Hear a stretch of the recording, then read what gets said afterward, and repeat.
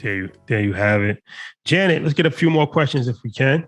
All right. So next we have Pearson Wheatley. Unmute yourself. We're coming to you. Oh, shit. Another question legend. What's going on? Can y'all hear me? What's going on, bro?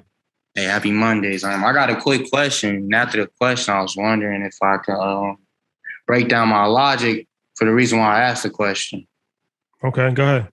All right. So the question is, if the expansionary policy with the $1 trillion infrastructure bill that President Biden is planning on trying to get passed, I wanted to know what would it do to the short run aggregate supply curve within the next 2 to 5 years. Now, the reason I asked this question is because, bear with me. So on the aggregate demand supply curve, you got 3 curves: the short run supply curve, the long run aggregate supply curve, and the aggregate demand curve. Coming from the school of thought of the Keynesian economics, you know that the aggregate demand curve, it will shift to the right because it's using expansionary fiscal policy. The things that make up that particular policy, well, the demand curve is C plus I plus G plus NX. C is consumption, I is investment, G is government spending, and NX is net exports. So the government spending with the expansionary policy will cause that to shift to the right, which is shifting outward. The thing I'm trying to figure out is the short run aggregate supply curve, because that's basically the curve that is explaining the trade-off between price level and inflation. Can I give you an honest answer? Always. This guy is crazy, man. Pearson, amazing. I'm gonna be real. You got me stumped. This is the first question in the history of the show in which I've been stumped. I'll have an answer for you next week. But your level of research, well, I know Jerry want to have a versus battle, so we got to get a question versus battle between y'all. Nah, Jerry, the man, he got it. No, y'all are dope, but like the level of detail and research, I haven't been stumped in a long time. You got me stumped on a clear answer on the spot, so I'll have one for you next week. That's the hard truth. I don't know. Ian, I have an answer for you. I will not have an answer for you. I'm not going to. Everybody knows, man. I'm not doing that. I'm not doing it. But I appreciate your level of intelligence. You really take a lot of time in thinking about these very complex situations. You should definitely be like in a government. I feel like you should be in charge of fiscal policy because most people do not have the attention span for that. But can we ask him what his goal is real quick? And what I think what he's trying to extrapolate to see what the correlation is, like same way I look at the yield curve, but he's just taking it a couple levels deeper.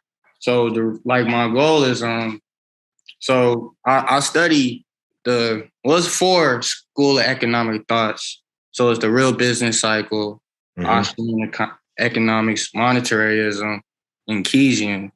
So when I was studying it, if you break down to each school of thought, so in March 2020, when the government gave the stimulus, it boosted a lot of people's wealth.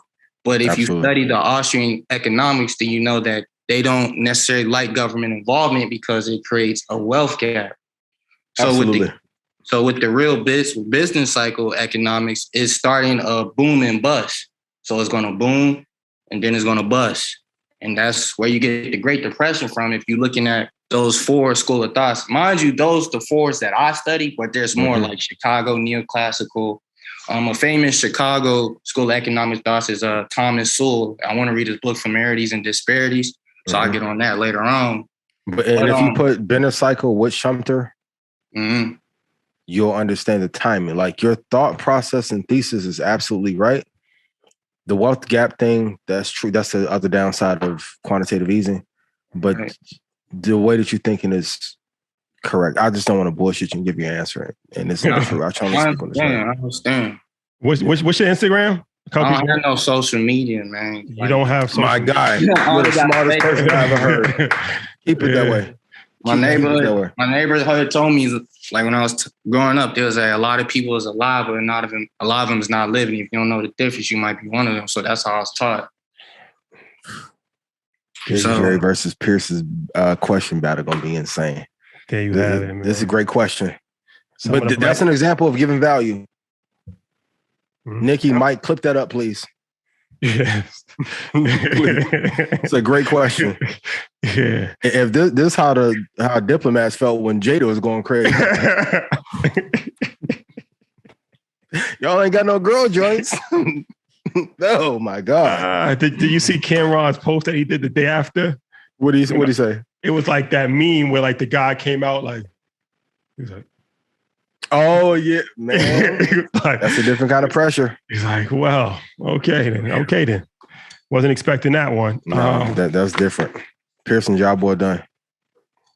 Yes, Pearson. Shout out to Pearson, man. We got some of the brightest minds at EYL University. He is a extremely bright young man. Very, very. Yeah, Pearson, put your top 3 books in a chat as well, so we can do some digging. My man, like he double cross, tween, step back, cross.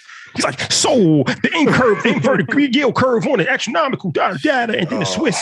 If this is your first episode, I don't get stumped. So yeah, I got 80. I know I got ADD. Once he started saying curve, I started thinking about roller coasters. And then he went in with the Swiss and all of that and the monetary fiscal policy. That man hit me with 2 step backs, 2 crossovers, and a windmill. Tap out, man. It's like UFC.